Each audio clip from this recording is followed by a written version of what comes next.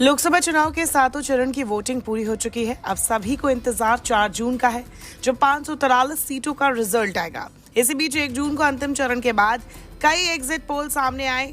कई exit poll में दिखाया गया कि कांग्रेस पिछली बार से अच्छा प्रदर्शन करेगी, लेकिन इंडिया गठबंधन का करिश्मा एनडीए के आगे फीका पड़ सकता है। देश के नामी 13 एग्जिट पोलों में से जो बात सामने निकल कर आ रही है वो ये है कि इस बार एनडीए 350 के पार पहुंच सकती है। इसी बीच एक एग्जिट पोल की खासा चर्चा हो रही है। सोशल मीडिया पर कई लोग इस एग्जिट पोल के आंकड़े शेयर कर रहे हैं, जिसमें इंडिया गठबंधन को 260 से 290 सीट हासिल करते दिखाया गया है। एग्जिट पोल के मुताबिक लोकसभा चुनाव में एनडीए को 215 से 245 सीटें मिलेगी, तो वही इंडिया को 260 से 290 सीट मिल सकती है। अन्य के खाते में 28 से 48 सीटें जाएंगी। अब आपको राज्यवार आंकड़े बताते हैं। राजस्थान में 25 सीटें हैं, जहां एनडीए को 17 से 19 सीटें मिल सकती है, इंडिया को 6 से 8 और अन्य के खाते में एक भी सीट नहीं जाती दिख रही है। 2019 में एनडीए को यहां 25 सीटें मिली थी, जिसमें आरएलपी को 1 और बीजेपी ने 24 सीटों पर जीत हासिल की थी। बात करें गुजरात की, तो यहाँ 26 सीटें हैं। 2019 में बीजेपी को 26 की 26 सीटें मिली थी, लेकिन इस बार एनडीए को 23 से 25 सीटें मिलती दिख रही है, तो इंडिया को 1 से 3। बात करें कर्नाटक की, तो कर्नाटक में 28 सीटें हैं। 2019 में यहाँ बीजेपी को 25, कांग्रेस को 1, जेडीएस को 1 और आईएनडी को 1 सीट मिली थी, लेकिन एनडीए को इस बार 8 से 10 सीट मिल सकती है और इंडिया को 18 से 20 सीटें। बात करें मध्य प्रदेश की, तो यहाँ 29 सीटें हैं। 2019 में बीजेपी को 28 और कांग्रेस को यहाँ 1 सीट मिली थी, लेकिन इस बार एनडीए को 24 से 26 सीट मिलती दिख रही है। वही एनडीए की कुछ सीटें इंडिया के हिस्से में जाएगी और इंडिया को 3 से 5 सीटें मिलती दिख रही है। बिहार में 40 सीटें हैं। 2019 में बीजेपी को 17, जेडीयू को 16, एलजेपी को 6 और कांग्रेस को 1 सीट मिली थी, लेकिन इस बार एनडीए को 14 से 16 सीटें मिलती दिख रही है। वहीं इंडिया को 24 से 26 सीटें मिलती दिखाई दे रही है। महाराष्ट्र में 48 सीटें, जहां 2019 में बीजेपी को 23, अविभाजित शिवसेना को 18, एनसीपी को 4, एआईएमआईएम को 1 और आईएनडी को 1 और अन्य के खाते में 1 सीट गई थी, लेकिन इस बार एनडीए को 18 से 20 सीटें मिलती दिख रही है, तो वही इंडिया गठबंधन को 28 से 30 सीटें मिलती दिख रही है। बात करें तमिलनाडु की, तो यहाँ 39 सीटें हैं, जहां 2019 में डीएमके को 23 सीटें मिली थी, कांग्रेस को भी यहाँ 8 सीटें मिली थी, सीपीआई को 2, सीपीआईएम को 2, आईएमएल को 1 और अदर्स के खाते में भी 2 सीटें गई थी, लेकिन इस बार इंडिया गठबंधन को यहाँ सबसे ज्यादा 37 से 39 सीटें मिल सकती है।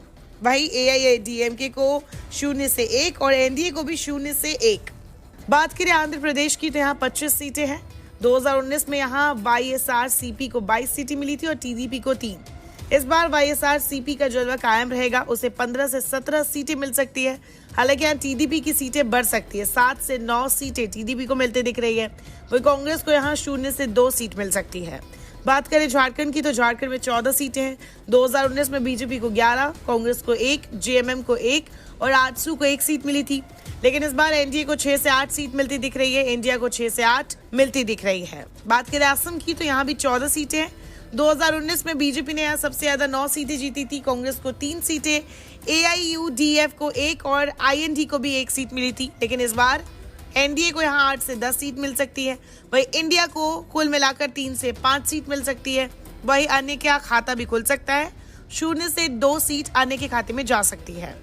बात करें छत्तीसगढ़ की, तो यहाँ 11 सीट से 2019 में बीजेपी को 9 और कांग्रेस को 2 सीट मिली थी, लेकिन इस बार एनडीए को 6 से 8 सीट मिल सकती है। वही इंडिया को 3 से 5 सीट मिलती दिख रही है।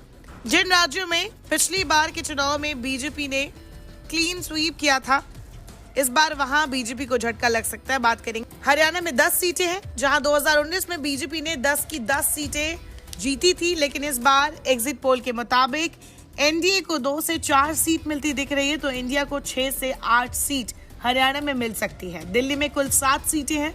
2019 में बीजेपी ने यहाँ 7 की 7 सीटों पर जीत हासिल की थी, लेकिन इस बार यहाँ इंडिया का खाता खुलेगा और इंडिया गठबंधन को 3 से 5 सीट मिल सकती है और एनडीए को 2 से 4। तेलंगाना में 17 सीटें हैं, जहां 2019 में टीआरएस को 9, जो कि अब बीआरएस बन चुकी है, बीजेपी को 4, कांग्रेस को 3, एआईएमआईएम को 1 सीट मिली थी, लेकिन इस बार यहाँ कांग्रेस को अच्छी खासी सीट मिल सकती है और 10 से 12 सीटें कांग्रेस को तेलंगाना में मिलती दिख रही है। बीआरएस को 0 से 2, बीजेपी प्लस को 3 से 5 और अन्य के खाते में भी 0 से 2 सीट जा सकती है। पंजाब की 17 सीटों में 2019 में कांग्रेस को 8 सीटें मिली थी, अकाली दल को 2, बीजेपी को 2 और आप को भी 1 सीट मिली थी। लेकिन आप इस बार पंजाब में अच्छा प्रदर्शन करती दिख रही है। आपके खाते में 6 से 8 सीटें जाती दिख रही है। वही कांग्रेस को 5 से 7 सीट मिल सकती है। वही इस एग्जिट पोल के मुताबिक अकाली दल, बीजेपी और अन्य का खाता भी यहाँ नहीं खुलेगा।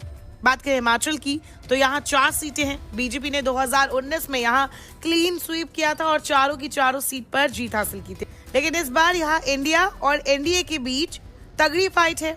एनडीए को भी 1 से 3 और इंडिया को भी 1 से 3 सीटें मिलती दिख रही है। नमस्कार, मैं हूं मानक गुप्ता। अगर आपको हमारा ये वीडियो पसंद आया हो तो इसे लाइक और शेयर जरूर करें और हाँ, हमें सब्सक्राइब और फॉलो करना ना भूलें ताकि आप देश और दुनिया की कोई खबर मिस ना करें। तो जुड़े रहिए हमारे साथ और देखते रहिए न्यूज़ 24।